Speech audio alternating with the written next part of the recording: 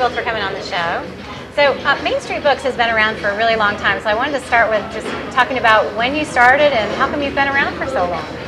I didn't intend to be around for 23 years, which our anniversary will be this town day, which is kind of fun. Oh, that's fun. My husband retired, and I thought we didn't want to both be home all day long, because what would we talk about over dinner?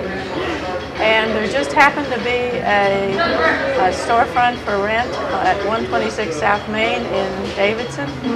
So the obvious product would be books, or it's a college town and a book loving town. So I started. I had a partner, and still have a partner, and that makes it ideal because we each work 3 days a week. That's nice. Very nice. Yeah. And what's interesting too about Main Street Books is you do have a lot of local authors. I mean, who would have thought there's so many local authors right here in Davidson? So who are some of the authors that you carry that are local? And it's a broad spectrum too. So. Main Street Books itself has practically a whole half wall concerning local authors. There's so many that I couldn't possibly name them all. But most of them are fiction. And then we have there's quite a few nonfiction also. Mickey Thomas has written You Can't Ride a Bike to Alaska.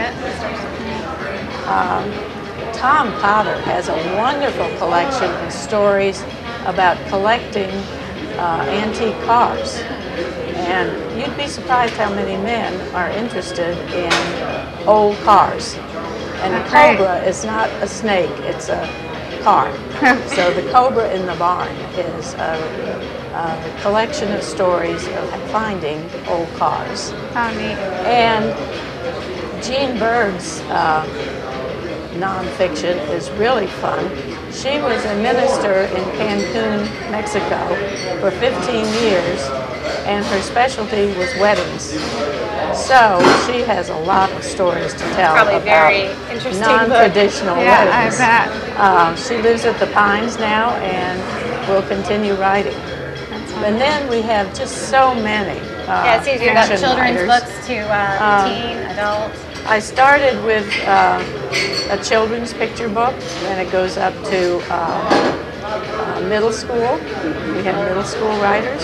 We have, this is a story for high schoolers. And then, of course, Tony Abbott. Yes, we had him on the show recently. And he recited that poem, which is amazing. It's unbelievable. That is his signature book. That was his first book about 20 years ago. And it was Pulitzer Prize nominated, that poem, right? Right, right. This one's interesting too. This is a local pastor, correct? Right, from Davidson United Methodist Church. And I'm not sure a lot of people know that he is in print, but there he is. Yeah, amazing. Wow. So, And then you have some that were actually published by Leslie. Yes. Leslie's books. So Leslie, tell us about Lorimer Publishing then, how you got started. Well, the press was initially founded 10 years ago, in large part to produce books that I had been either commissioned to design or write. At the time, it was hard to find a publisher who would do a short run of a full-color book. Over time, the press has grown to publish many, many other authors from not just this area, but further afield. The last 2 years, we've transitioned into more of a traditional publishing company, working with well-established authors and doing national releases, so not just the local scene. The publishing business is pretty competitive, isn't it? It is. It is certainly from the writer's standpoint. Right. Certainly. Now you write as well, so you've been on both sides. What are some of the books that you've written? Well, I was first commissioned to write the history of Cannon School. I also wrote the bicentennial history for First Presbyterian Church in Concord. I've written with James Howell a book on Myers Park, and then wrote the centennial history for the town of Cornelius, which is the town. Now that's the book we were talking about last week on the show with Valerie Patterson from Duke Energy, McGuire. And you're actually going to be speaking at the Newcomer. I am on the 13th of May, so if you're a newcomer, join us. It's a great book. Yeah, that's wonderful. And now some of the other books that you carry and you've published, I don't know if you want to talk a little bit more about We're very excited. We've got Tony Abbott's retrospective of 20 years of poetry, his new and selected, which is doing phenomenally well, and very excited about that. And then two doctors co-authored a book for parents on organizing their children's medical history. It's called Be Well. And it's a rather different book. It's a notebook where you can record everything the doctor tells you, the nurse tells you, test results, just a way to organize everything you need to know about your children's health care. So when you have to put your fingers on it, and you do, like your immunization records and health history, it's all there at your fingertips. Now, how do you find and select things that you're going to bring to press?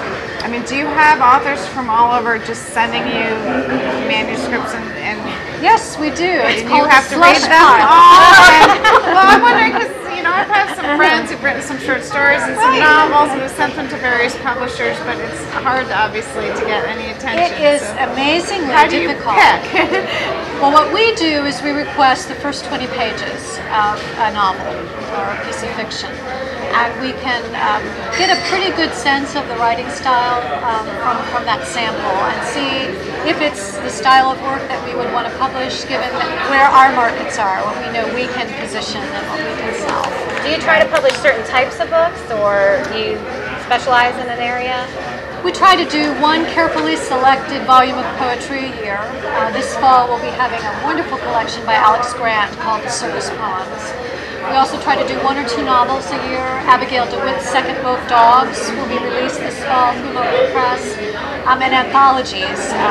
Really enjoy doing anthologies. Our latest book is all on the theme of luck. And this is writers from all over the world. Some local writers are represented. Tony Abbott gave us a beautiful new poem. We've got writers from the West Coast and the East Coast. A playwright in New York, Mayor Rivolo, gave us an excerpt from his forthcoming novel.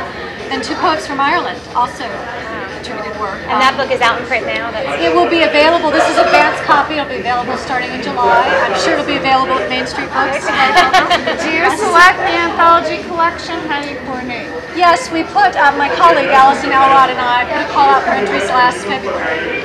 And so that kind of circulated amongst the writers we knew, and then it just takes on a life of its own. And those writers put it out, and it was on our website, the request for information, our pieces. And this isn't only writing, it's artist's work as well. So wonderful. It's a beautiful book, just a treasure trove of things. Very nice. Sounds like a very good, gift type of thing. Right. Well, to finish up, do either of you want to give a recommendation for a book you've just read that you really have enjoyed, or? Oh. I know it's going to be hard to choose one. It is. It really is. But is there something that's been different or interesting? Well, one of the ones I brought is from Nancy Lammers, and she has written a book of short stories. And I think I'd recommend that to most anyone, in that it's a story of families and marriages. And it's something you can pick up, read one little story, and go on It's kind of a to, good beach read, like if you have short just a little nice, spurts of time. nice little read. Great. And Nancy lives at the Pines, and is just a very nice person who's written a good book.